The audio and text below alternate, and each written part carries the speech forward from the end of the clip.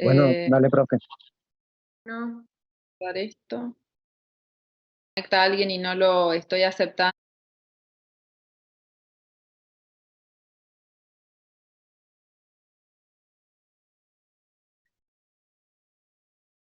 Bueno, ¿ahí ven bien? Sí, Sí, se ve bien. profe. Perfecto.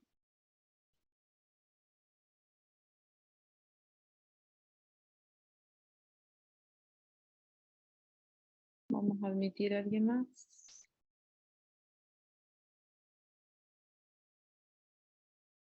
Bueno, largamos. La clase de hoy es de control de embarazo de bajo riesgo.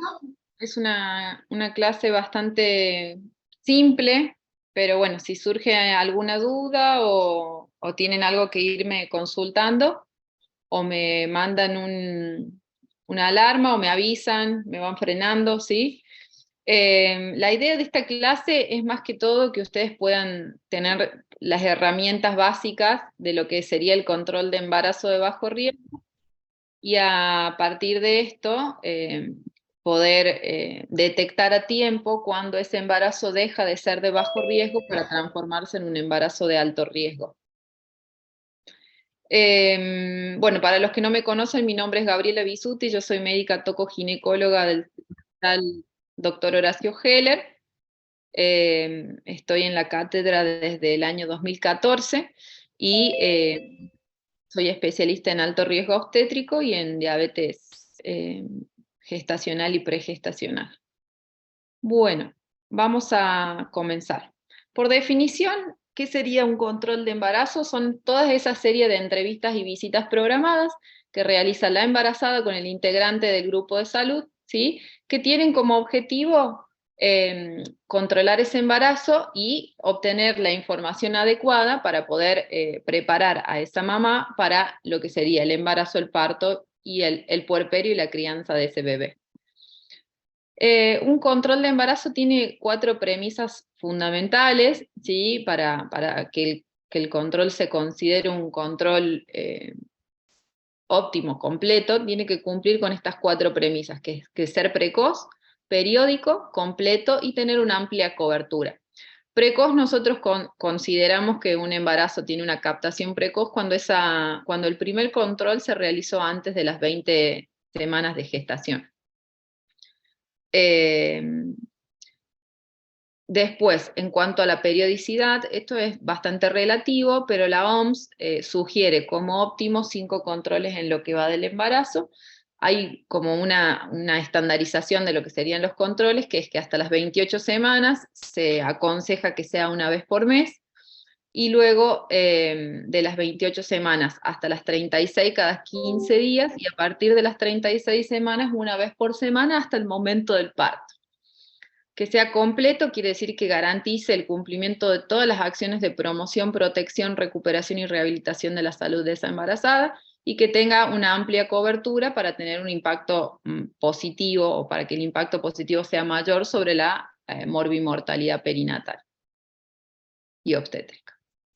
Dentro de lo que son los objetivos del control de embarazo, tenemos varias cuestiones, pero es importante detectar y tratar las enfermedades clínicas y subclínicas que traiga esa mamá previo a la gestación o que aparezcan con la gestación, vigilar el crecimiento y la vitalidad del bebé, prevenir y diagnosticar las complicaciones que se presentan por el embarazo, detectar oportunamente esto que decíamos, cuando este embarazo deja de ser de bajo riesgo y pasa a ser un embarazo de alto riesgo, y preparar a la embarazada psíquica y físicamente para el nacimiento de su bebé.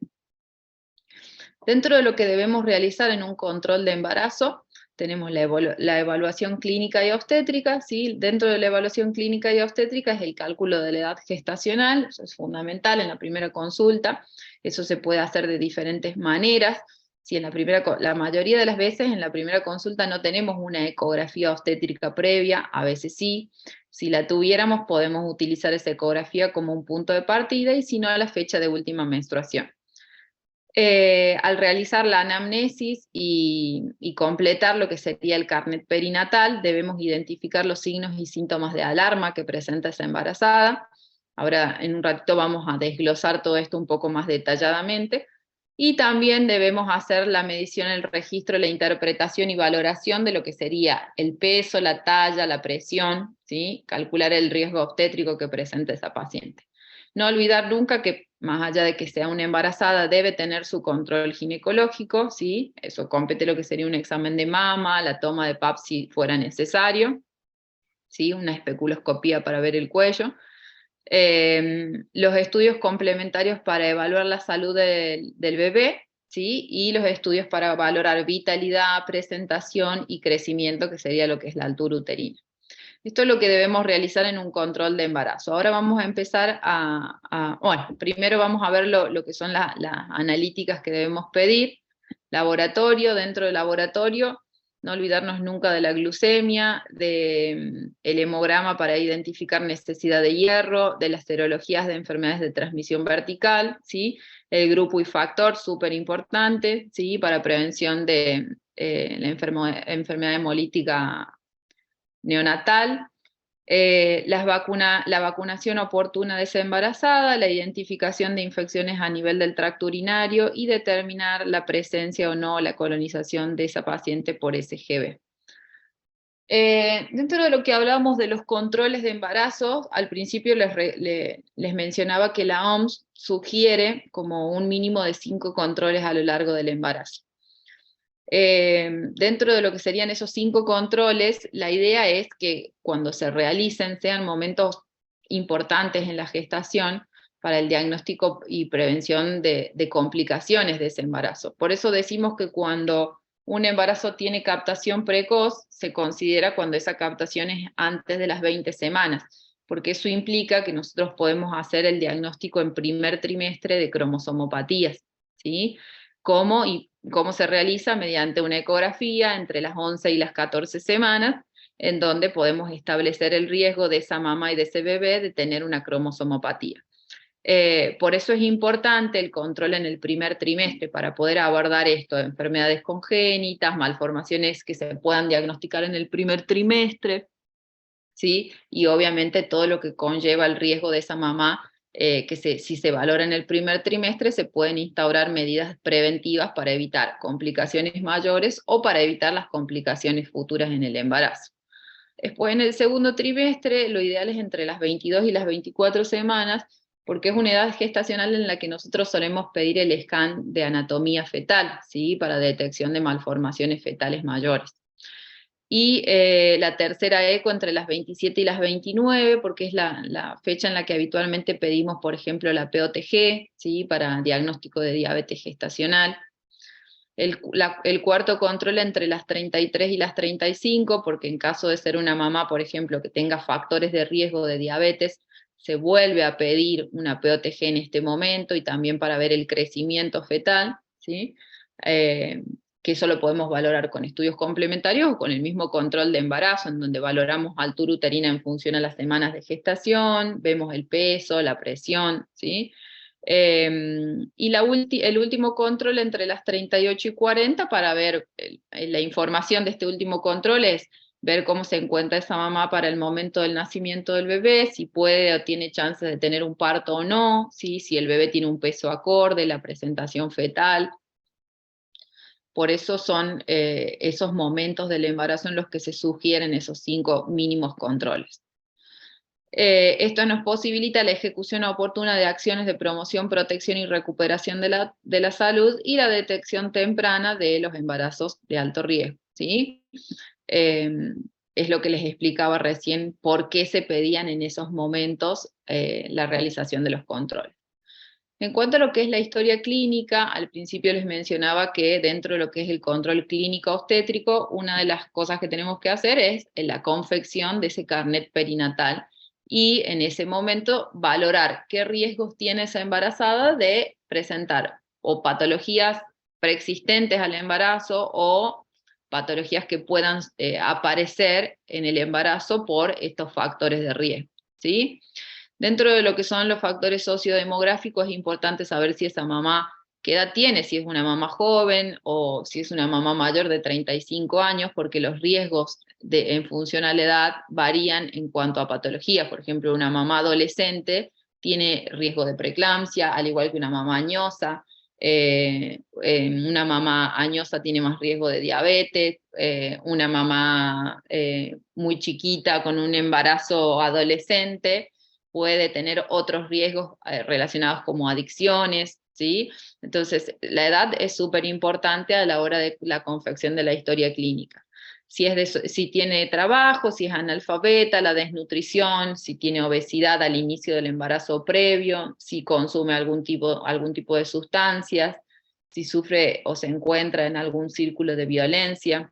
Dentro de lo que es los antecedentes obstétricos es súper importante saber si esa mamá tiene o no gestas anteriores, y si las tuviera, saber si tiene antecedentes de muerte perinatal previa, si tiene algún antecedente de un recién nacido con malformaciones, y qué malformaciones, si tiene antecedentes de amenaza de parto prematuro en embarazo previo, un recién nacido que haya tenido un peso menor a 2,5 kilos o mayor a 4 kilos, si tiene antecedentes de pérdidas de embarazo habituales o provocadas, si tiene cirugías uterinas, hipertensión, diabetes, si es nuli o multípara, y si tiene un periodo intergenésico corto que se considera menor a 2 años.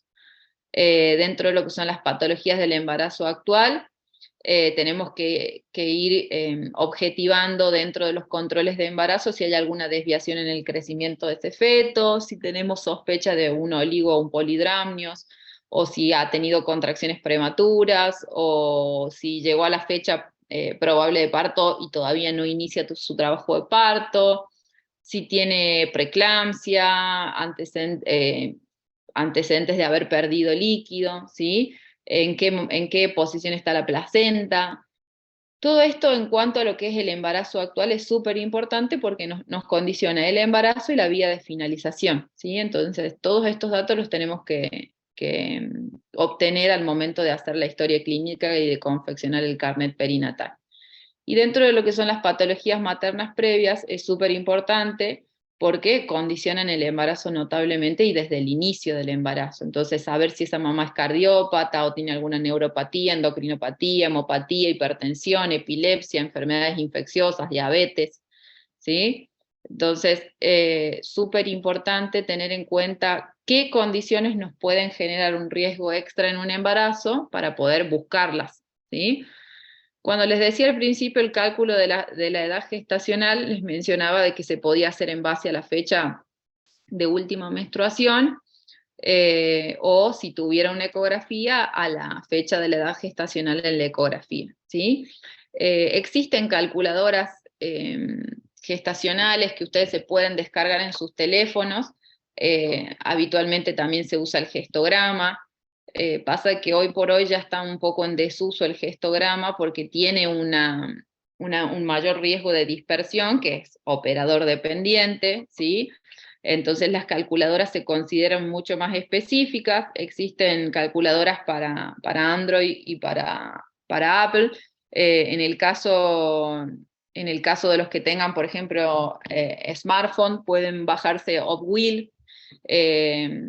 En el caso de los que tengan iPhone, pueden bajarse una que es, a ver, ya se las muestro, se llama Edad Gestacional, con un icono rosadito. Ahí se las muestro para que las vean. No sé si la pueden ver. Les da un poco el brillo ahí. La aplicación se llama Edad Gestacional y tiene un icono de un bebé rosadito, es esta que está ahí arriba, ¿sí? Y ustedes cuando ingresan en la aplicación pueden ver que les pone por FUM o por ultrasonido, ¿sí? Ahí les dice por FUM o por ultrasonido. Entonces, si ustedes tienen la fecha de última menstruación, ponen la fecha de última menstruación de la paciente y les va a decir cuántas semanas de gestación tiene y cuál sería su fecha probable de parto. Y si tuvieran una ecografía, también les sale la fecha de la ecografía, cuántas semanas tenía en el momento, y ahí les va a salir la edad gestacional y la fecha probable de parto, ¿sí? Son aplicaciones que tienen muy poco margen de dispersión, la mayoría están todas certificadas y son muy útiles para el cálculo de la edad gestacional. Después, en cuanto a lo que es una vez que nosotros ya sepamos de cuántas semanas está ese embarazo, hacemos todo lo que sería la confección de la historia clínica, tenemos que iniciar lo que sería el control de embarazo, ¿sí? En el control de embarazo es súper importante tener en cuenta qué es lo que vamos a buscar en esa mamá. Entonces, como les decía al principio, peso, talla, ¿sí? Presión, interpretación de esos resultados. En este caso, por ejemplo, si fuera un embarazo avanzado, se puede medir la altura uterina, ¿sí? Acá, como ven, esta tablita figura en el carnet perinatal. Ustedes la van a tener al dorso. A ver, creo que tengo un carnet acá. Así se las muestro en qué parte del carnet está. Tienen una tablita en donde pueden ver qué altura uterina debería tener esa paciente en función a las semanas de gestación. ¿Sí? Este es el carnecito perinatal que nosotros habitualmente llenamos en el consultorio, y fíjense que en la parte posterior tiene esa tabla que les estoy mostrando ahí en la diapositiva. Tienen el de altura uterina y el del IMC en función a las semanas de gestación. Entonces ahí podemos calcular si ese bebé viene creciendo en un percentil normal, ¿sí? Por ejemplo, si tuviéramos un embarazo de 25 semanas con una altura uterina de 23, nos vamos acá, 23 para 25 semanas está entre el P10 y el P90. Pero si tuviéramos un embarazo de 25 semanas con una altura de 27, estamos por encima del P90, entonces tendríamos que sospechar, por ejemplo, una macrosomía fetal, un polidramnios, o si no tuviéramos diagnóstico de gestación, y nos encontramos con un embarazo, con una FUM para 25 semanas, sin ecografías previas, y con una altura mayor a lo esperado, podemos también sospechar de un embarazo múltiple. Bueno, hasta ahí venimos bien. ¿Alguna duda que surge de la primera parte? No, profe, venimos bien. Perfecto. Bueno, dentro de lo que decíamos, la interpretación de los parámetros a medir en un control de embarazo, habíamos hablado de lo que era el peso, la talla y la presión, ¿sí? Dentro de lo que es la presión arterial, tener en cuenta de que el embarazo per se genera un estado en el que la embarazada, por la condición de estar embarazada, tiende a tener la presión más baja de lo habitual, ¿sí? Entonces nosotros cuando hablamos de presión normal en el embarazo, hablamos de 116 de sistólica más menos 12, y 70 de diastólica más menos 7, ¿sí? Eso sería como el valor esperable en una embarazada, ¿sí? Y que es importante a la hora de controlar la presión, la posición, ¿sí? Que la paciente haya estado en reposo 5 minutos previos, que esté sentada sin cruzar las piernas, que tenga el brazo a la altura del corazón, con la mano abierta, sin estar haciendo presión, que no tenga ropa que le presione el miembro que vamos a utilizar para la toma, ¿sí? Pero sobre todo que la paciente esté en un ambiente tranquilo, con los 5 minutos de reposo previo y en las condiciones que hay que tomar la presión. Tener en cuenta que el parámetro de presión arterial se tiene que controlar en cada consulta del embarazo, ¿sí? ¿Por qué? Porque los trastornos hipertensivos complican alrededor del 10% de los embarazos en pacientes sin factores de riesgo, pero si a esto le sumamos que tenemos una embarazada con antecedentes de hipertensión en un embarazo previo, con obesidad, con diabetes gestacional, los factores van aumentando porque el riesgo de hipertensión aumenta con la asociación con otras patologías. Entonces, es un parámetro que debe ser controlado en cada control obstétrico. Y se define como hipertensión a una cifra tensional igual o mayor a 140 de sistólica o 90 de diastólica, en 2 tomas que sean separadas por al menos 6 horas y en el transcurso de una semana. Eso es re importante, porque por ahí nos mandan pacientes, por ejemplo, al servicio de alto riesgo, que tienen una toma aislada, ¿sí? Por ejemplo, una cifra de 140-80 o de 130-90, en una única toma, en donde ya se le pide todo el estudio de hipertensión, la catalogan como hipertensa, y en realidad con una toma aislada no se puede hacer el diagnóstico, ¿sí? Entonces, si yo en la consulta objetivo que la cifra tensional está en el borde de la normalidad o está alta, lo que tengo que hacer es pedir un mapeo de presión, ¿sí? Que es pedirle a la embarazada que se controle una vez por día durante 7 días y controlarla a la semana con ese mapeo. Si yo en ese mapeo objetivo, cifras de 140-90 o más, en más de una toma, ahí hago el diagnóstico de hipertensión y sí puedo catalogar a esa paciente como hipertensa, derivarla a alto riesgo y pedirle los estudios que se relacionan con su hipertensión. Dentro de lo que son los factores de riesgo de HIE, tengan en cuenta que enfermedades autoinmunitarias o síndrome antifosfolipídico, antecedentes de preeclampsia en un embarazo anterior, o de diabetes tipo 1 y tipo 2 pregestacional, embarazos múltiples, la historia familiar, el antecedente familiar de hipertensión también es importante, una edad materna mayor a 40 años, la nuliparidad y la obesidad. ¿Sí? Son todos factores de riesgo para hipertensión. Entonces, por ahí si ustedes se encuentran con una embarazada que tiene más de un factor de riesgo para hipertensión y ya en el control de embarazo tenemos una cifra tensional límite, es indicación de mapeo y control a los 7 días para hacer o no diagnóstico, ¿sí? Entonces, dentro de lo que sería el algoritmo del diagnóstico de hipertensión, si tenemos una cifra de 140-90 o más, pedimos el mapeo, y si tenemos una segunda toma mayor a 140-90, hacemos lo que sería el diagnóstico de hipertensión, ¿sí?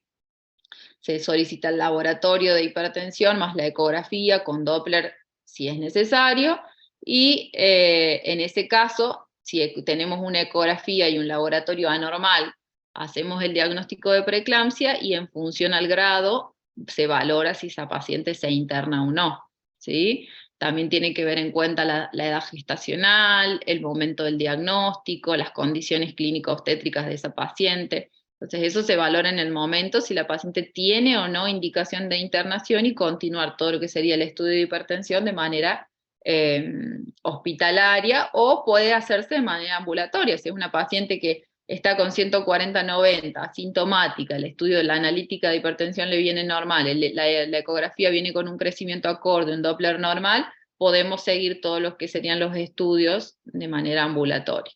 Ahora, si nosotros tuviéramos una toma de 140-90, pero en la segunda ya no tenemos hipertensión, o sea, la toma fue menor a 140-90, debemos evaluar los factores de riesgo mencionados anteriormente. Si es una paciente que no tiene factores de riesgo, seguimos con el control habitual, ¿sí? Control obstétrico habitual, mapeo de TA, control a los 7 días, y si ya tuviera factores de riesgo, se puede pedir la analítica de laboratorio para valorar, ¿sí? Por ahí una proteinuria al acecho, un laboratorio con hepatograma, con coagulograma, ¿sí? Y valorar el riesgo que tiene esa paciente por sus antecedentes previos, ¿sí? Es como una paciente que vamos a tener abajo de la lupa, porque por más que las cifras tensionales hoy estén normales, recordar que el embarazo, a medida que aumenta, el riesgo de hipertensión es mayor en el segundo y en el tercer trimestre que en el primero, ¿sí? Bueno, después en cuanto a lo que es el peso, hablamos de la presión, ahora vamos a hablar del peso y la talla. Siempre es importante tallar en la primera consulta para calcular el índice de masa corporal inicial de esa paciente, ¿sí?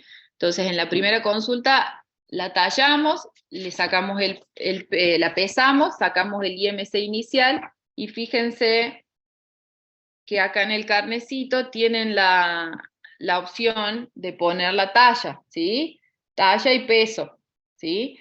Y calcular el IMC inicial es súper importante, porque eso nos da una estimación de lo que nosotros podemos aconsejar al inicio del embarazo en cuanto a alimentación, actividad física. Si esa paciente inicia un embarazo en un rango de sobrepeso o obesidad, es indicación mandarla a la nutricionista para iniciar las medidas que puedan ser adecuadas para evitar que esa paciente haga un progreso de peso mayor a lo esperado, ¿sí? Tengan en cuenta que la asociación entre el peso preconcepcional y la ganancia de peso durante el embarazo tiene un impacto en los resultados perinatales, ¿sí? Entonces se considera de suma importancia evaluar en cada visita el peso y la progresión del mismo, ¿sí? ¿Y cómo lo vamos a evaluar? Con el índice de masa corporal. Fíjense que, como les decía hace un rato del carnecito perinatal, tienen la opción de tener la tablita del otro lado, en donde tienen el score de IMC en función a semanas de gestación, ¿sí? Acá. Y es la misma que están viendo ahí en pantalla, que a medida que aumenta la gestación, el IMC también aumenta, digamos, el rango en el que debe mantenerse esa embarazada dentro de lo normal, pero no es lo mismo iniciar un embarazo a las 7 semanas con un IMC de 30 que tener un IMC de 30 a las 40 semanas, ¿sí? Entonces, si yo ya tengo una mamá que inicia su gestación en un rango de sobrepeso o de obesidad, es importante mandarla a la nutricionista y explicarle la importancia de la progresión de peso en el embarazo, ¿sí? Esto es lo que les decía recién, la ganancia total en una paciente con sobrepeso al inicio del embarazo no puede ser mayor a 5 a 9 kilos en toda la gestación.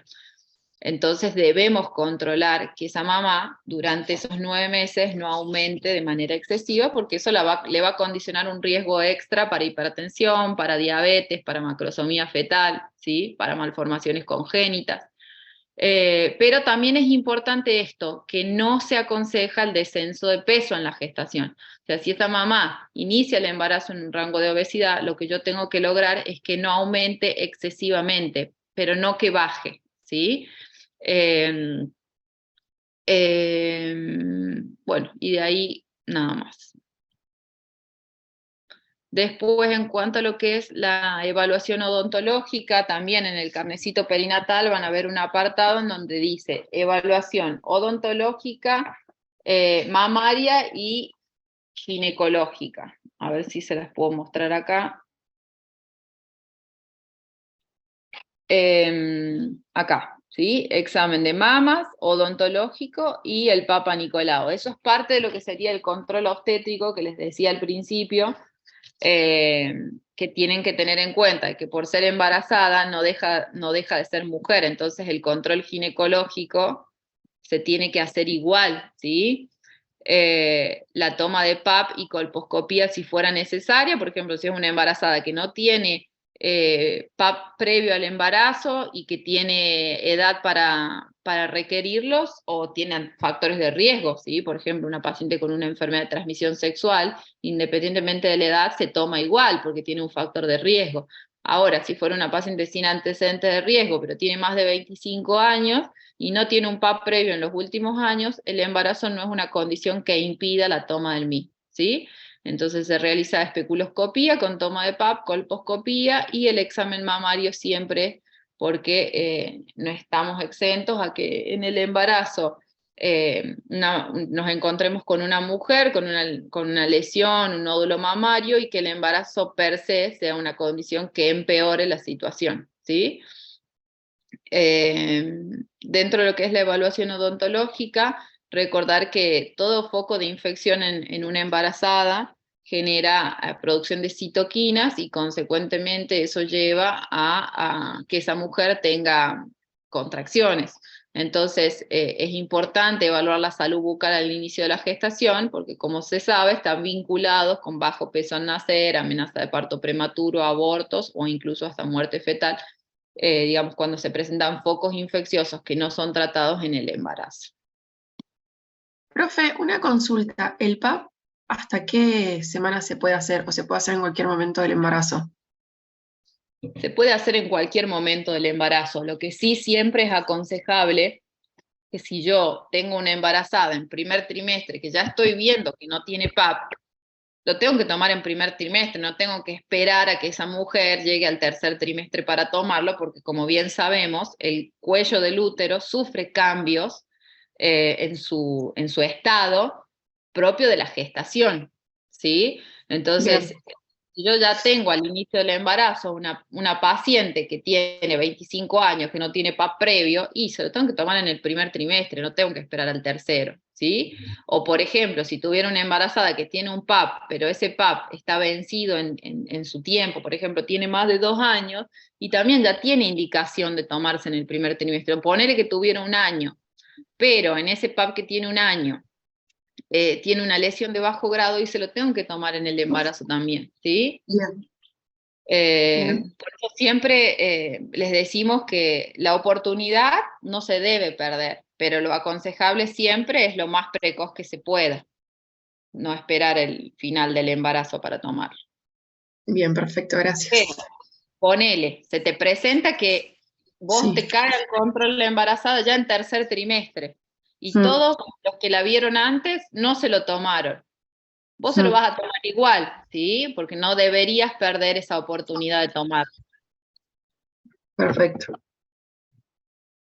Bueno, esta no se cargó la imagen, pero arrancaba lo que son los estudios complementarios para la evaluación de la salud fetal, de la vitalidad a la presentación, ¿sí? Dentro de lo que son las ecografías del embarazo, se recomiendan 3 ecografías a lo largo del embarazo. Esta es la recomendación habitual. Después puede pasar que si la paciente tiene una patología, pero como estamos hablando de embarazo de bajo riesgo, siempre es la recomendación habitual de un embarazo que no tiene riesgo obstétrico, ¿sí?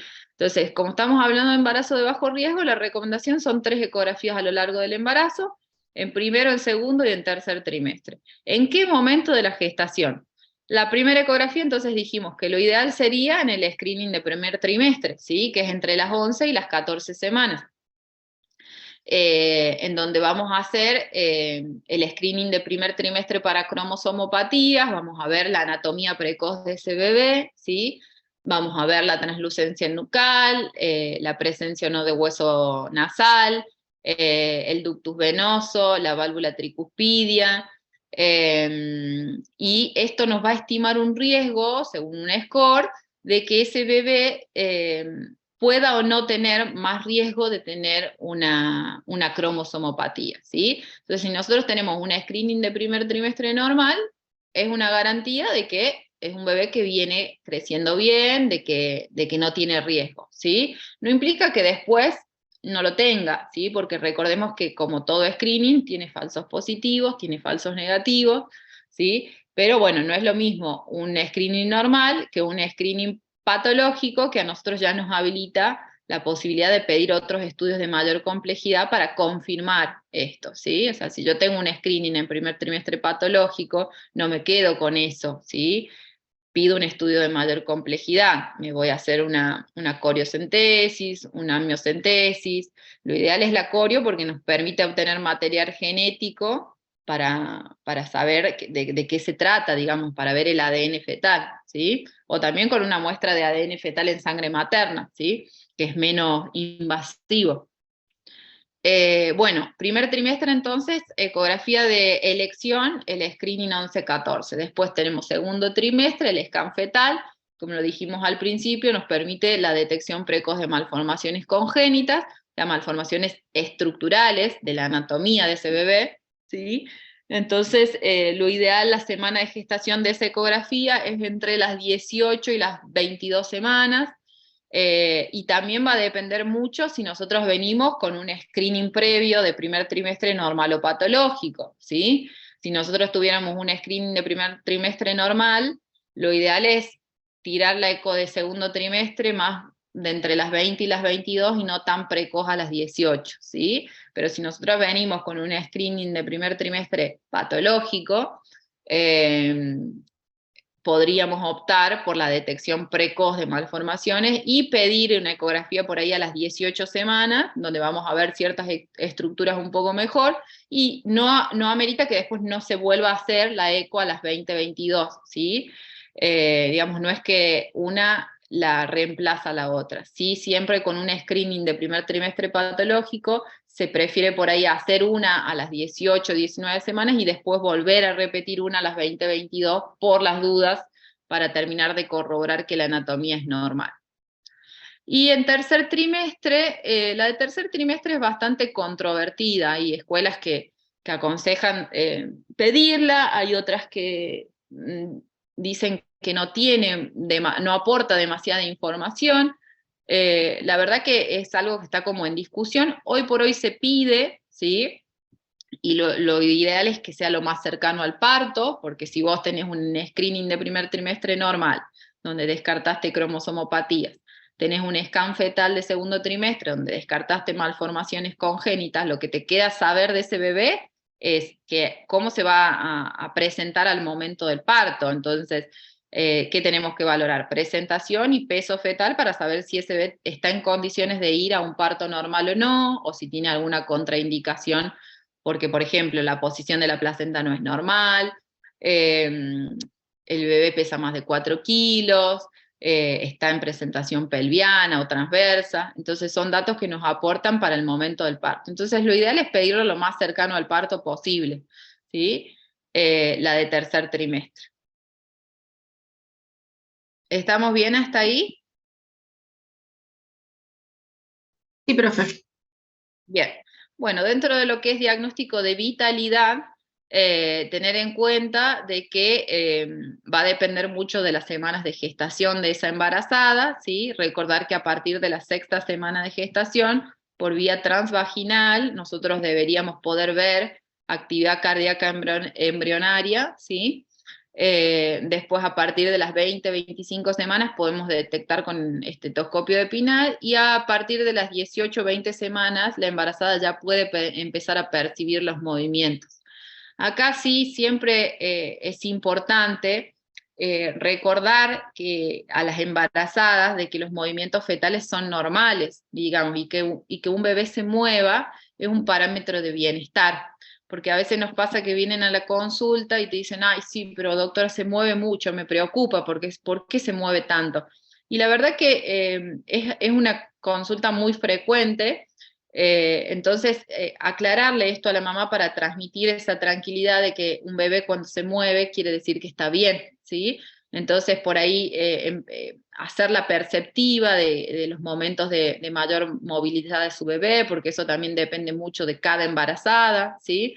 Y también depende mucho del morfotipo materno. Hay mamás que son por ahí que tienen un panículo adiposo abdominal más gordito, entonces les cuesta más percibir los movimientos, y hay otras mamás que son súper, hiper flaquitas y que el útero queda súper expuesto en la pancita, entonces perciben con mayor facilidad. Pero lo que es importante por ahí a la hora de los movimientos es esto, hacerlas conscientes de que los bebés recién se empiezan a mover, o los movimientos se empiezan a percibir en realidad, porque se mueven desde que se forma, pero se empiezan a percibir recién a partir de las 18-20 semanas, y que esto es un parámetro de bienestar fetal. A mí siempre me gusta por ahí esto de hacerles hacer la cartilla de movimientos. La cartilla de movimientos en pacientes de alto riesgo obstétrico, por ejemplo, pacientes hipertensas con diagnóstico de preeclampsia o que están en seguimiento por un RCIU, el hecho de que el bebé se mueva es un parámetro de tranquilidad también para el obstetra, porque si la mamá es perceptiva de los movimientos, cuando el bebé se deje de mover va a ser un síntoma que a ella le va a llamar la atención y que la va a motivar a la consulta. Entonces, siempre tener en cuenta eso en cuanto a los movimientos. Y después, en cuanto a los latidos, si bien a partir de las 20-25 podemos sentirlo con estetoscopio de Pinar, ahora contamos con otras herramientas, como es el ecosón.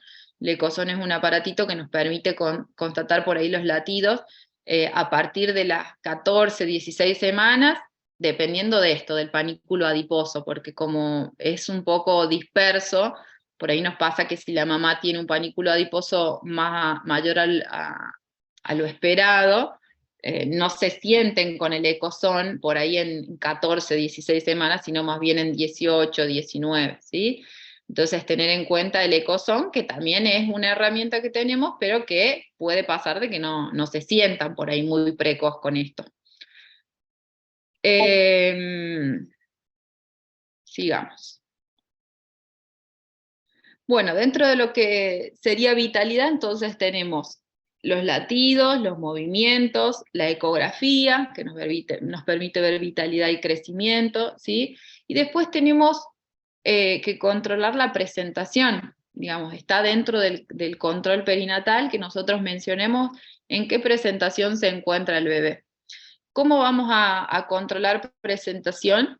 En el primer trimestre del embarazo la presentación es indiferente, digamos, porque es un bebé muy pequeño que se mueve constantemente y que habitualmente no tenemos forma de encontrar las partes fetales. En segundo trimestre, por ahí un segundo trimestre más avanzado, ya podemos ir estableciendo qué parte del feto se encuentra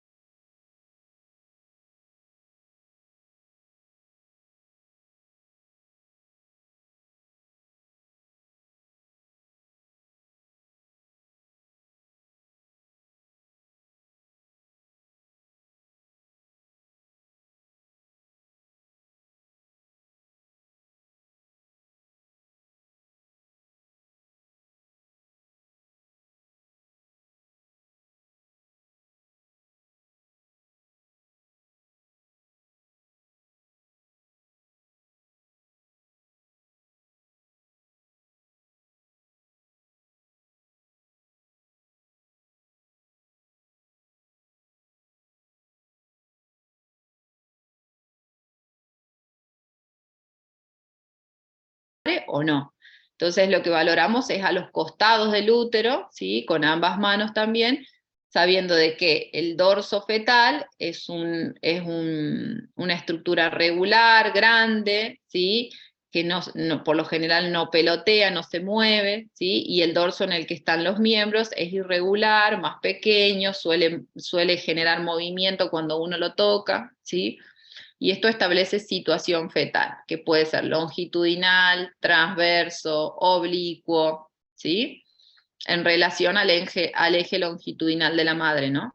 Después tenemos Leopold III, que es con una sola mano, valoramos qué polo se ofrece al estrecho superior de la pelvis, ¿sí? También nos sirve para valorar presentación. Si nosotros por ahí con Leopold I tenemos duda, esto nos tendría que certificar, digamos, porque estamos viendo qué polo se encuentra hacia abajo. También recordando lo mismo, polo cefálico es más duro, regular, más pequeño, pelotea, duele, y el polo podálico es más grande, blando, irregular, no pelotea y no suele doler. Y por último, la Leopold IV, que es una maniobra para ver grado de encajamiento, que nos sirve para saber si esa presentación está encajada o no, ¿sí? Y a qué altura del estrecho superior de la pelvis se encuentra, ¿sí? Se hace mirando los pies de la paciente, las anteriores era mirando la cara de la paciente, esta es la única que se hace mirando hacia los pies, porque nosotros con nuestras dos manos tenemos que hacer es levantar la presentación y ver si esa presentación se puede levantar. Entonces es con las dos manos, yo levanto la presentación hacia arriba, mirando hacia los pies de la paciente, para ver qué grado de encajamiento tiene esa presentación. Bueno, ustedes cualquier cosita me van preguntando, ¿sí? Bueno, altura uterina, ¿cómo la medimos? Con la cinta obstétrica. Esta cinta la tenemos en todos los consultorios. Fíjense que de un lado tiene como la parte para medir, y del otro lado tenemos todas las semanas de gestación, y nos dice como un score de cuánto debería medir en función a la edad gestacional. Entonces nosotros automáticamente, después de medir, damos vuelta la cinta, nos fijamos si se encuentra dentro del rango de normalidad, y si tenemos dudas vamos a percentilar. ¿Cómo percentilamos? En el mismo carnecito perinatal, donde les había dicho al principio, que se pone la edad gestacional, cuánto nos dio de altura uterina, y vemos en qué rango se encuentra. Si está por encima del P90, sospechamos macrosomía, polidramnios o embarazo múltiple. Si está por debajo del P10, sospechamos oligoamios, RCIU, trastornos en el crecimiento, ¿sí? Etcétera. Bueno, dentro de lo que es el laboratorio, este es un formulario de los que tenemos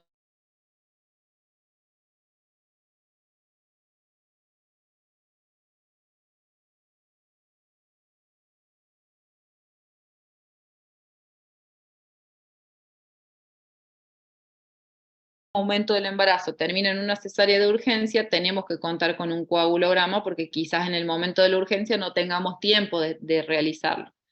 Y como el coagulograma tiene una vigencia que por ahí de 6 meses, nos habilita, porque si tiene un coagulograma de segundo trimestre normal y tenemos que operarla de una urgencia en el tercer trimestre, ya es una tranquilidad que por lo menos en el segundo trimestre haya tenido un coagulograma normal. Enfermedades de transmisión vertical, fíjense que tenemos toxo, Chagas, hepatitis B y VDRL. HIV no está acá porque se pide en un formulario aparte, ¿sí? Urea, creatinina y glucemia. No olvidar nunca la glucemia para el diagnóstico de diabetes gestacional. Y haciendo mención a esto que decíamos de la glucemia, la detección de diabetes gestacional. Recordar siempre que la glucemia debe ser algo que se debe pedir en la primer consulta de control de embarazo, junto con la analítica del primer trimestre, ¿sí?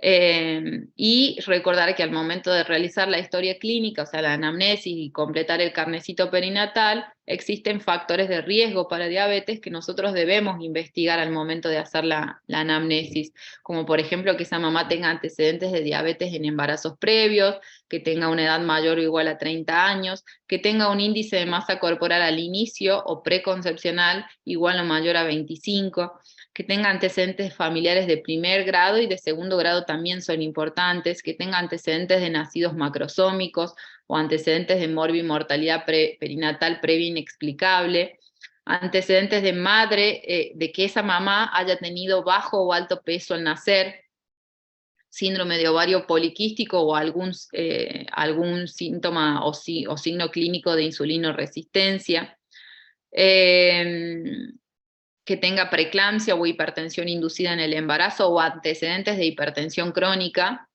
que tenga multiparidad o que nosotros detectemos un crecimiento fetal mayor al percentil 75, por ejemplo, alrededor de las 28 semanas, eso se considera tendencia a la macrosomía. Si yo tengo un bebé en el segundo trimestre que ya viene creciendo en un percentil 75, eso me tiene que hacer sospechar de que es un bebé que probablemente sea macrosómico, ¿sí? Eso se considera tendencia a la macrosomía. Que pertenezca a los grupos étnicos de mayor prevalencia, que tenga un embarazo múltiple o que use drogas que generen hiperglucemias como corticoides o betamiméticos, perdón. Bueno, el algoritmo de diabetes, no vamos a hablar de diabetes porque van a tener una clase de diabetes, pero como para que lo tengan en cuenta, si yo en la primera consulta pido una glucemia en ayunas y esa glucemia en ayunas me da normal, menor a 100, directamente se pide a las 24 o 28 semanas la prueba de tolerancia oral a la glucosa o P75, ¿sí? Es una prueba que se pide en esta edad gestacional. En las pacientes que tienen antecedentes de glucemia en ayuna normal en el primer trimestre, que quizás no tengan factores de riesgo mayores para diabetes, ¿sí? Entre las 24 y las 28 semanas. Si esa prueba me da normal, o sea, ¿qué sería que me dé normal? Que me dé menos de 140 la postcarga, ¿sí? A las 2 horas de haber tomado el vasito con los 75 gramos de glucosa, a mí me tiene que dar una postcarga menor a 140. Si yo tengo una postcarga normal, esa paciente y no tiene riesgos, de diabetes, o sea, es una paciente que en función a todo lo que dijimos en la diapo anterior de los factores de riesgo, no presenta riesgo mayor de diabetes, yo puedo con esto descartar diabetes y no volverla a solicitar a lo largo del embarazo. Pero si yo tuviera una POTG en segundo trimestre, normal, pero es una paciente que tiene factores de riesgo para diabetes, debo pedirla en el tercer trimestre entre las 31 y las 33 semanas. Si me da normal la descarto, si me da patológica hago diagnóstico, ¿sí? Entonces yo tengo dos oportunidades en una paciente que quizás con factores de riesgo, pero con glucemias normales, de hacer diagnóstico a lo largo de la gestación. En el segundo trimestre y en el tercer trimestre, ¿sí? Y en el primer trimestre con la glucemia en ayuno. Ahora, por ejemplo, a mí se me presenta en el consultorio una paciente con múltiples factores de riesgo para diabetes, que yo al momento de hacer la primera consulta ya detecto un índice de masa corporal en rango de obesidad, que tiene antecedentes de diabetes en la familia, que tiene antecedentes de diabetes en un embarazo anterior y que su hijo anterior pesó más de 4 kilos. ¿Yo espero hasta las 24 semanas para pedirle la POTG o se la pido antes?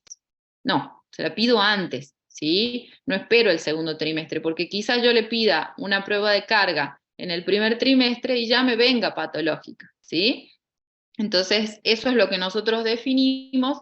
Si ya me viene patológica en primer trimestre, definimos como que es una paciente que tiene una sospecha de que esto ya viene previo a la gestación, ¿sí? Entonces, es una diabetes gestacional de sospecha pregestacional.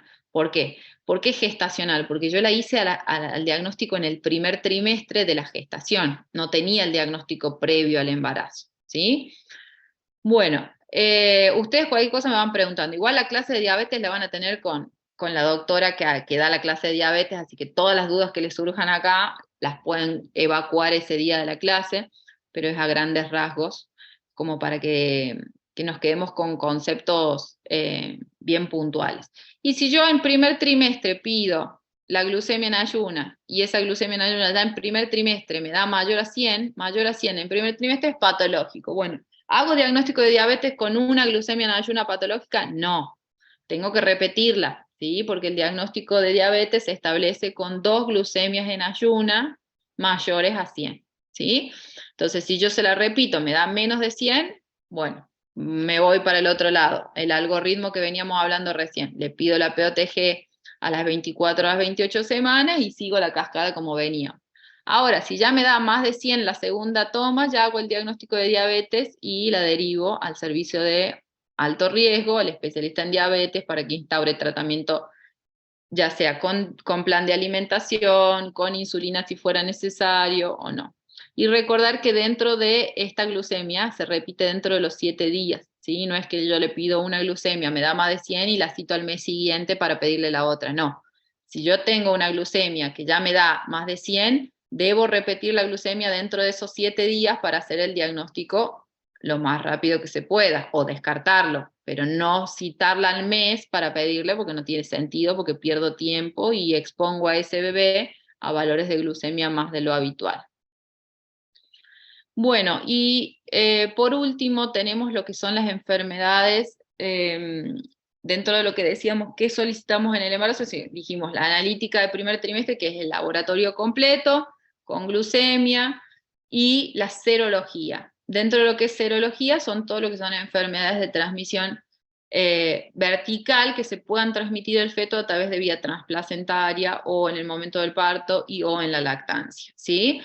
Dentro de lo que tenemos dentro de enfermedades de transmisión vertical, el HIV es una de ellas y tiene una gran relevancia no solamente clínica durante la gestación, sino también en ese bebé. La infección materna por HIV se transmite al recién nacido intraútero durante el trabajo de parto, en el posparto o a través de la lactancia materna, ¿sí? O sea que tenemos un montón de situaciones en las cuales ese bebé puede estar expuesto al contagio si nosotros no hiciéramos diagnóstico de HIV durante la gestación, el parto, el puerperio o la lactancia, ¿sí? Recordar que la carga viral materna durante el embarazo es la forma en la que yo tengo para controlar a esa mamá con HIV en cuanto a lo que es su respuesta y su adherencia al tratamiento y el riesgo que tiene de transmitir a la descendencia, ¿sí? Con cargas virales menores a 1000 copias, el riesgo de transmisión vertical se reduce del 0 al 5%, ¿sí? Entonces, nuestro objetivo, si nosotros hacemos diagnóstico de HIV en una embarazada, es esto, lograr la menor cantidad de copias posibles hasta llegar a lo que sería la carga viral indetectable, que son menos de 50 copias, ¿sí? Y tengan en cuenta de que esto que dice acá de las 1000 copias es lo que nos establece el riesgo de transmisión. Y dentro de lo que es carga viral indetectable es menor a 50 copias, ¿sí? Son dos parámetros distintos, y con carga viral indetectable lo que yo puedo conseguir es que esa mamá, por ejemplo, tenga un parto vaginal. Antes era como indicación de cesárea el HIV. Ya se establece hoy por hoy que con un tratamiento adecuado durante el embarazo que logre la carga viral indetectable, es una mamá que puede tener la vía vaginal como una opción de parto, ¿sí? Las situaciones que aumentan la exposición al feto y al recién nacido son todas aquellas que tengan contacto con sangre o secreciones vaginales maternas, ¿sí? Por eso es importante hacer el tratamiento lo más oportunamente posible durante la gestación y llegar al momento del parto con carga viral indetectable. Y también esto nos hace que tengamos que evaluar cada situación en particular, ¿sí? Porque en función a esto va a ser la opción que tenga esa paciente, ¿sí?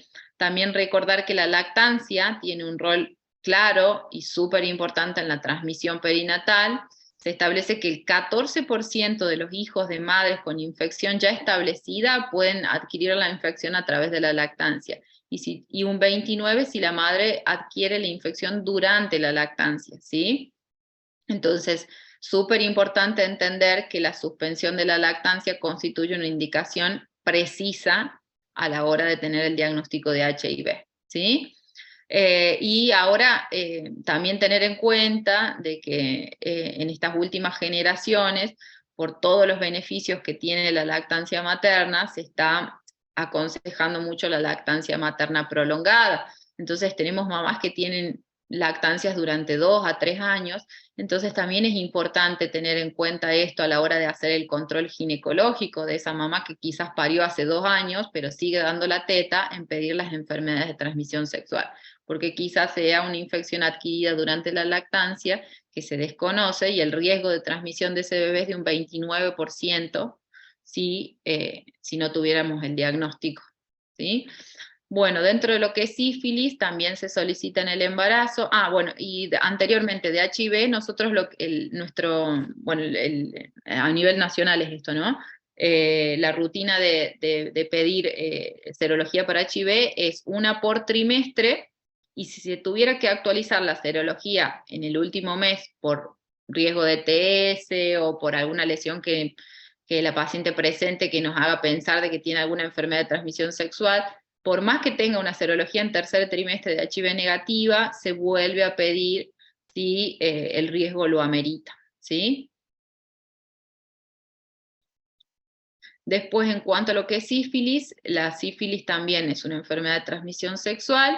Recordar que los fetos, las mamás que adquieren sífilis durante el embarazo, los fetos tienen riesgo de sífilis congénita, ¿sí? También si se adquiere en el primer trimestre abortos espontáneos o muertes fetales, ¿sí? Entonces, súper importante su valoración en cada trimestre y periparto. La sífilis se estudia con la solicitud de pruebas no treponémicas. Lo que nosotros hacemos es pedir la BDRL, ¿sí? En la primera consulta perinatal. Si la BDRL es negativa, la paciente está en riesgo de adquirirla, ¿sí? Entonces se debe solicitar en cada trimestre y en el puerperio, ¿sí? Si yo, por ejemplo, no tuviera una sífilis del último mes de la gestación, debo solicitarla al momento del parto para tenerla en el puerperio. Porque nos ha pasado que hemos tenido embarazadas con sífilis negativa durante toda la gestación, y en el último trimestre periparto adquieren la enfermedad y tenemos obviamente mayor riesgo de contagio, porque son pacientes que no tienen tratamiento ni diagnóstico previo. Entonces, concepto, una por trimestre y periparto, ¿sí? La periparto es la que figura ahí en la diapo que dice y puerperio, ¿sí? Porque si no estuviera en el momento del parto, la tenemos que pedir en el puerperio. Ahora, si nosotros hacemos la solicitud de BDRL en la primera consulta perinatal y nos da positiva, o en cualquier momento de la gestación nos da positiva, tenemos que iniciar el tratamiento. ¿Cómo se hace? Con penicilina benzatínica, 2.400.000 de manera de administración intramuscular, ¿sí? Y tenemos que solicitar la prueba confirmatoria, ¿sí? Porque como bien lo dije al principio, la BDRL es una prueba treponémica no específica. La específica que nosotros utilizamos es la FTAPS, ¿sí?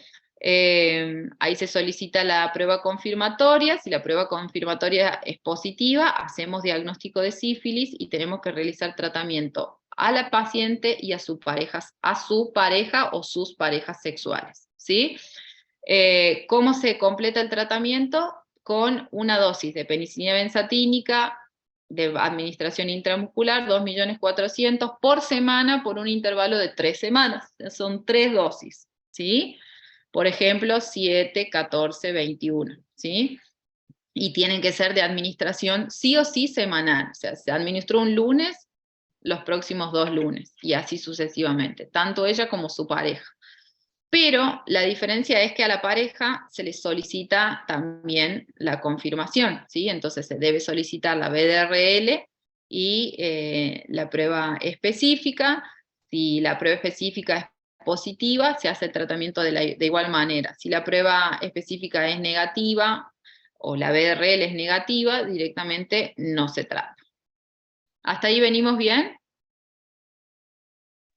Sí, profe. Bueno, recordar siempre que cuando se presenta una enfermedad de transmisión sexual, debemos descartar otras enfermedades de transmisión sexual. Entonces, siempre tener en cuenta, si aparece una sífilis positiva, pedir HIV, hepatitis B. Si tuviéramos secreción, por ejemplo, uretral o algo que nos llama la atención, se puede también pedir un test de gonococo, ¿sí? Y bueno, esto también es súper importante, que los controles serológicos posteriores al tratamiento deben ser mensuales. O sea, si yo ya hago diagnóstico de sífilis en la gestante, a partir de ese momento, una vez por mes, yo tengo que solicitar una BDRL de control para ir objetivando que la titulación baje, ¿sí? Tener en cuenta que la respuesta al tratamiento se evalúa siempre por pruebas no treponémicas, ¿sí? Porque las treponémicas van a ser siempre positivas, ¿sí? Entonces, nosotros, ¿cómo valoramos la respuesta al tratamiento? Con la BDRL. ¿Y qué es lo que tenemos que buscar? Que los títulos vayan bajando, vayan en descenso. Si nosotros vemos que los títulos se mantienen en el mismo valor o suben, o no se hizo el tratamiento o se reinfectó. Entonces ahí tenemos que volver a realizar el tratamiento, ¿sí? Y también tener en cuenta de que no es que hace el tratamiento y automáticamente la BDRL se negativiza, a veces tarda en descender, incluso a veces son embarazadas que terminan su embarazo con titulaciones bajas, pero sin negativizar la BDRL, ¿sí? Pero es súper importante esto de que el título tiene que ir en descenso y no se tiene que mantener ni aumentar. Si va en descenso, podemos esperar que la respuesta sea paulatina. Si aumenta o se mantiene, es un motivo que a nosotros nos tiene que hacer sospechar reinfección o que el tratamiento no fue realizado de manera adecuada. Toxoplasmosis. Sí. Yo tengo una consulta con respecto a la BDRL cuando se le pide al laboratorio el valor normal, digamos, porque yo, si no me equivoco, había visto uno que hablaba de diluciones o de DILs, y no sé cómo sería el valor normal para saber si es positiva o cómo se evalúa eso, digamos. La BDRL es negativa o positiva. Cuando es positiva, se expresa en DILs. Ah, bien. ¿Sí? O sea, si el la resultado si o sea, a te van vos a poner positivo o negativo. Claro, te van a poner negativo. Si es positiva, te van a poner los DILs. Ah, bien. Ah, listo. ¿Sí? O sea que si Entonces, a vos te aparece 2 DIL, 60 DIL o 128 DIL, es positiva. bien, listo. ¿Sí? Entonces ahí tenés que pedir la confirmatoria. ¿Sí? Bien. Porque vos necesitas saber si esos títulos son positivos a expensas de una sífilis, porque recordá que la BDRL es no específica, entonces puede estar positiva por ejemplo, enfermedades autoinmunes. Las enfermedades autoinmunitarias dan positiva la BDRL, pero cuando vos le pedís la treponémica, te da negativa. Claro. Bien. ¿Sí? Ahora sí. Perfecto. ¿Seguimos? Sigamos. Bueno, toxoplasmosis. El riesgo dentro de lo que son las enfermedades de transmisión vertical, habíamos dicho, hablamos de HIV, hablamos de sífilis, toxoplasmosis, Chagas y hepatitis B. La toxoplasmosis, recuerden siempre que el riesgo de toxoplasmosis congénita por transmisión vertical depende del momento de la gestación en el cual se produce la infección. Los fetos, este cuadrito es súper gráfico porque tengan en cuenta que cuando son mamás que se contagian en el primer trimestre, el riesgo de infección es súper bajo, o sea que la transmisión a través de la placenta al feto es bastante baja. Pero si llegara a ocurrir que el feto se infecta, el 50% tiene riesgo de enfermedad severa, ¿sí? No así en el segundo trimestre, que va aumentando el riesgo de infección, pero va bajando el riesgo de enfermedad severa, y en el último trimestre el riesgo de infección es alto, pero de enfermedad severa es nulo, ¿sí? Entonces, recordar esto, que los fetos infectados en la primera mitad del embarazo tienen mayor riesgo, cuando se infectan, de presentar muerte fetal, aborto, corioretinitis o calcificaciones intracerebrales. Cuando esta infección sucede en el tercer trimestre o está presente previo a la gestación, el riesgo fetal es prácticamente inexistente. Y esto que les decía recién, las pacientes con serología previa al embarazo no necesitan ser testeadas nuevamente en el embarazo, ya que el riesgo de transmisión en embarazo actual y futuro es nulo. ¿Sí? ¿Y cómo se estudia la toxoplasmosis en el embarazo? Por medio de IgG. Las pruebas que se realizan pueden ser por ELISA o por IFI. La IgG se valora como positiva o negativa. Si la prueba de IgG que nosotros le pedimos a esa embarazada es negativa, es una paciente susceptible de contraer la enfermedad durante la gestación. Siempre recomendar las medidas higiénico-dietéticas del lavado de la verdura, si tienen mascotas en la casa como gatitos, el tema de la manipulación de las heces, la higiene de las manos cuando tocamos al animal, de la manipulación de los alimentos crudos, el lavado, el consumo. Bueno, eso siempre se hace hincapié cuando son pacientes con toxo negativa. Y el control serológico para toxoplasmosis se va a hacer en cada trimestre, primero, segundo y tercer trimestre. En caso de tener una IgG positiva en la primera consulta, nosotros lo que debemos hacer es pedir la IgM para confirmar si se trata de una infección aguda o no. Si la IgM nos da negativa, se trata de una infección pasada y, como les decía hace un ratito, el riesgo de transmisión es inexistente. Ahora, si la IgM nos da positiva, nos puede pasar que puede ser un falso positivo, una infección aguda, que es aquella que se haya adquirido en los últimos 2 años, y en ese caso lo que hay que hacer es solicitar una IgG pareada o volver a hacer una IgM o el test de avidez. Si se confirma el diagnóstico de toxoplasmosis en el embarazo, ahí, dependiendo del trimestre, el riesgo que tenga ese feto de padecer toxoplasmosis congénita. ¿Sí? Después, en cuanto a lo que es Chagas, igual tienen una clase de enfermedades de transmisión vertical en donde van a ver más detalladamente esto. La idea es que tengan en cuenta por qué se solicita, cuál es el fundamento y en qué momento del embarazo debo pedirlo. Chagas y hepatitis B, lo mismo que veníamos hablando recién de toxo, también el riesgo existe en la gestación.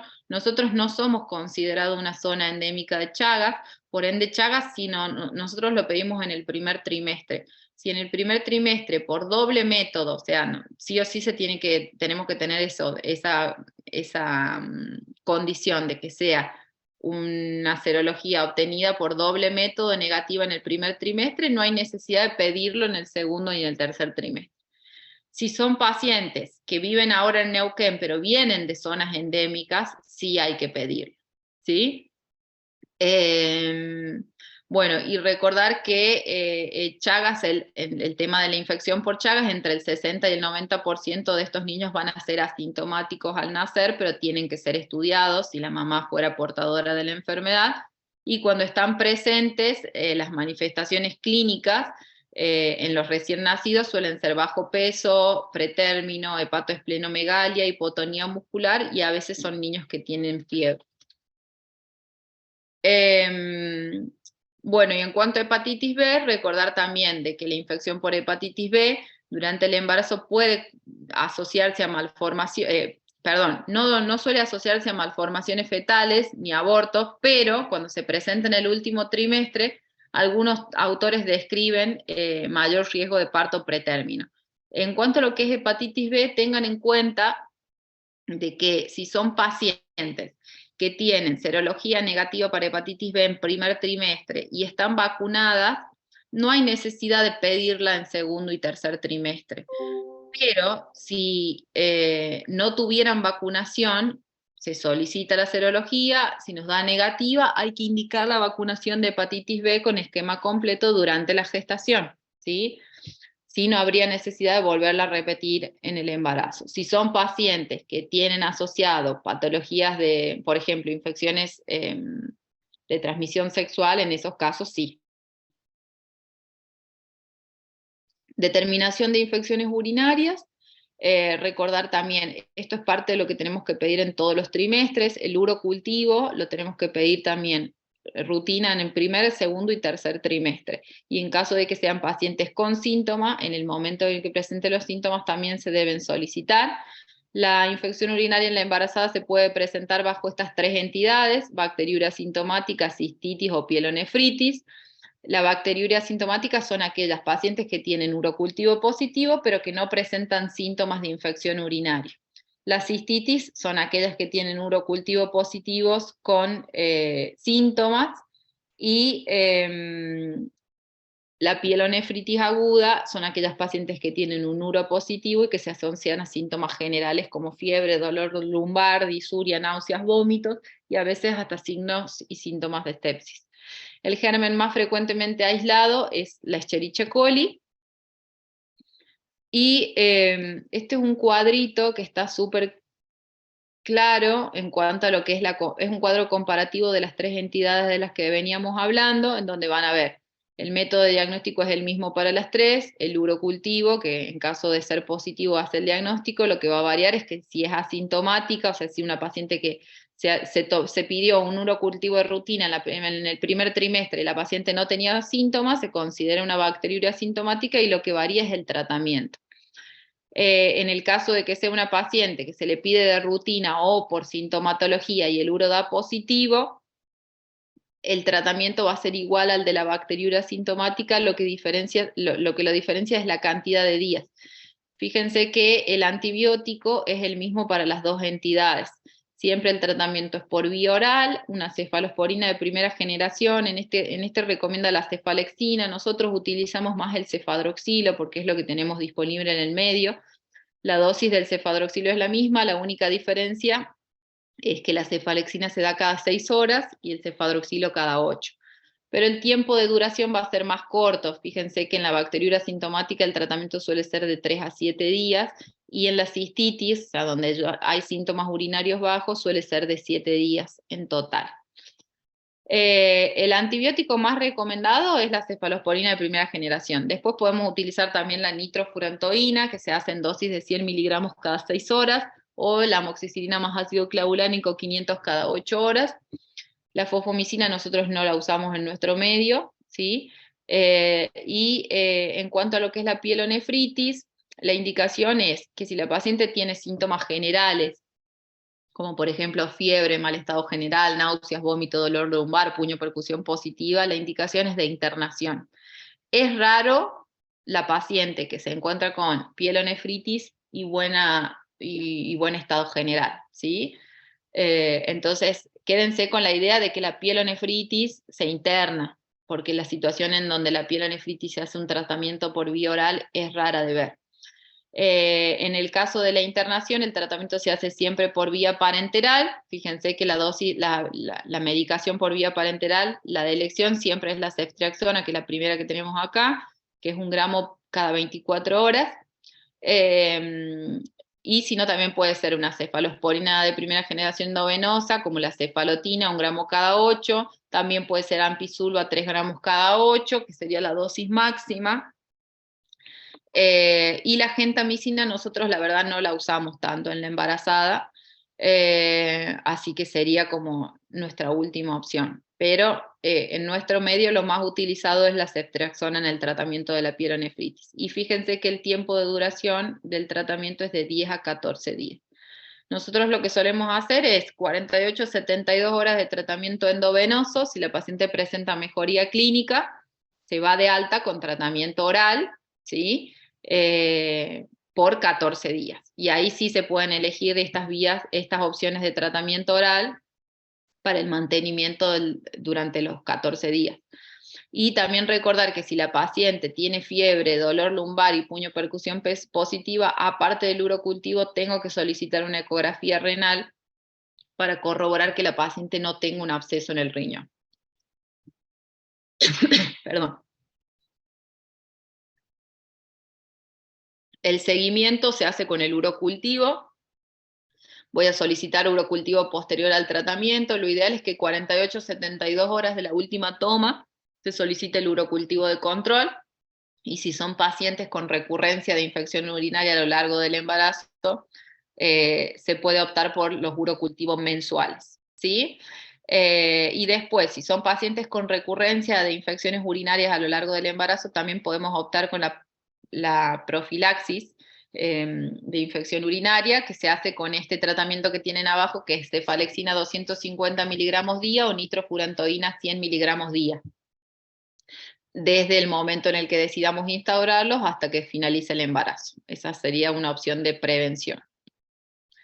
Determinación del cultivo de SGB, que esto se hace por una muestra vaginal y anal, se toma con un hisopo, una muestra de vagina y de ano, entre las 35 y las 37 semanas, y se establece si esa paciente es portadora o no de SGB en su colonización habitual de su vagina y el margen anal. Si fuera positivo, esa paciente tiene alto riesgo de enfermedad por Streptococcus agalactiae en el neonato, por eso se tiene que hacer un tratamiento antibiótico durante el trabajo de parto para evitar la infección del bebé durante el trabajo del parto y el parto. ¿Qué aumenta el riesgo de que una paciente tenga infección por SGB? Que tenga un antecedente de una infección anterior o de un niño nacido con una infección invasiva por SGB, que tenga una bacteriuria asintomática o una infección urinaria por SGB, que tenga antecedentes de coriomionitis o fiebre materna intraparto, que tenga una bolsa rota de más de 18 horas de evolución, y que tenga un parto prematuro, porque por lo general en estos casos, si se presentan de manera imprevista, no hay una toma de SGB porque se hace a las 35 o 37 semanas. Entonces, si es una paciente que ya ingresa con un parto prematuro, al no tener muestra, tiene más riesgo de infección por SGB. Y si nosotros a lo largo de la gestación pedimos urocultivo, y el urocultivo puede informarnos negativo, pero a veces hay colonización de SGB en la orina. Eso es un signo de colonización de alto inóculo y debe ser considerado positivo, no hay necesidad de tomar el SGB después en el tercer trimestre. Si nosotros tuviéramos un urocultivo en donde nos informa presencia de SGB.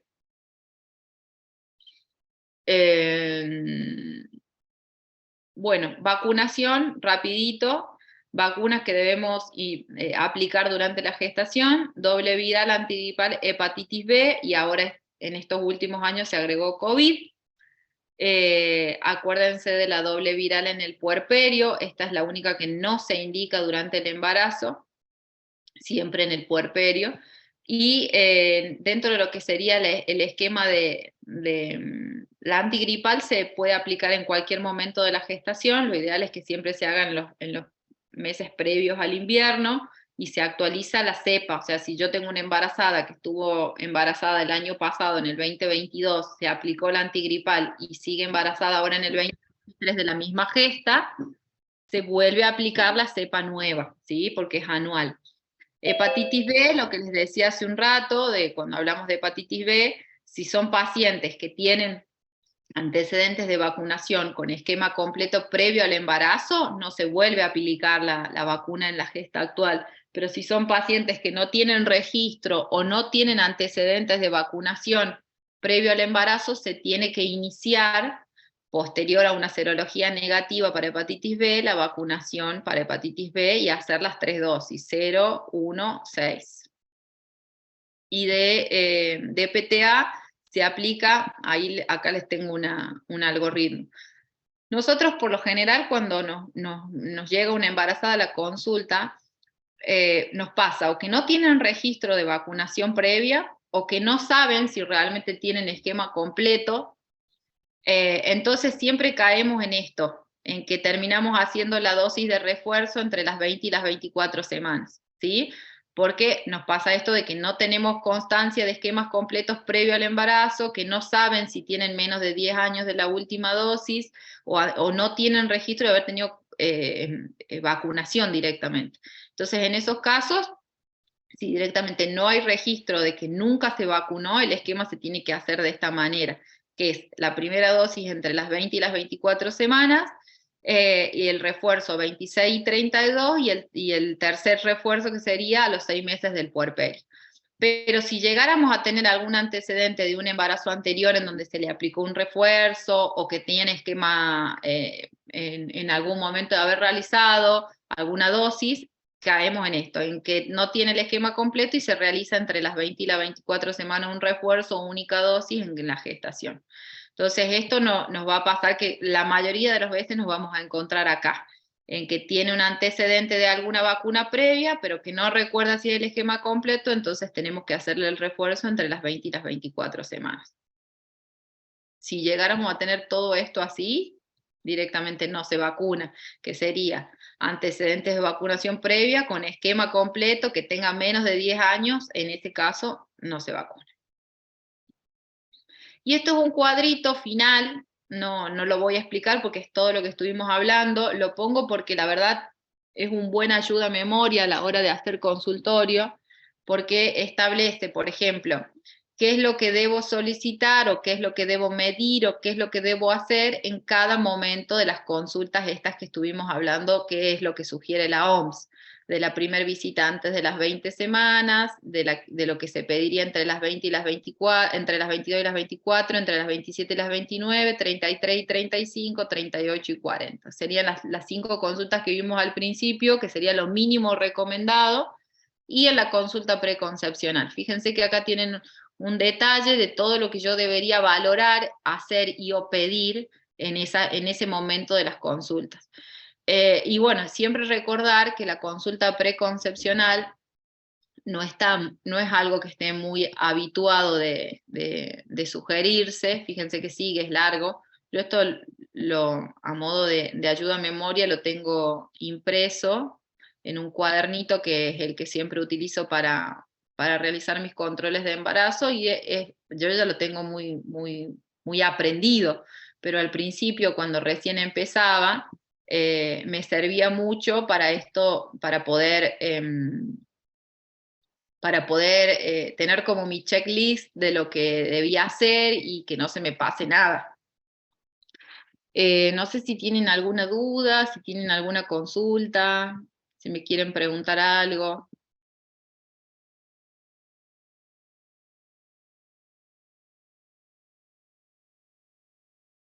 Bueno, se ve que han entendido todo. Bueno, les agradezco el tiempo. Sí.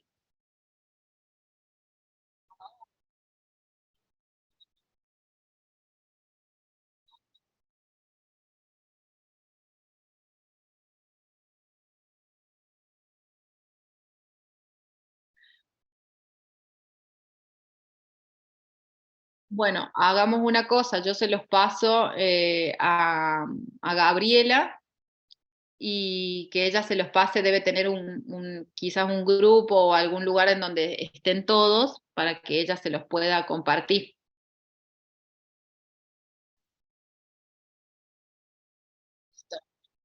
Bueno, si surge alguna duda, cualquier cosa, tienen un espacio de consultas, igualmente por ahí ahora es mucha información que quizás no queda como del todo claro, porque obviamente es la primer clase que tienen de obstetricia, es como el inicio de todo, entonces hay muchas cositas que las van a ir aceitando a medida que vayan viendo la patología en sí.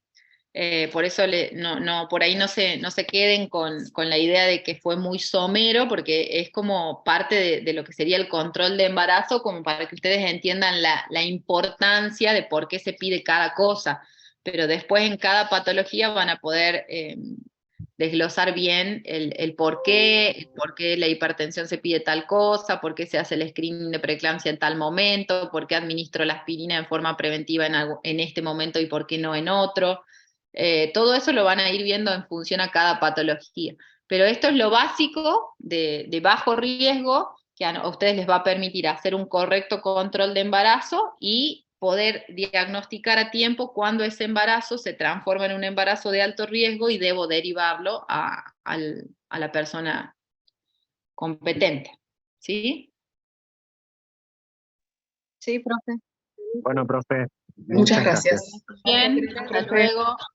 Luego, buen día, hasta luego.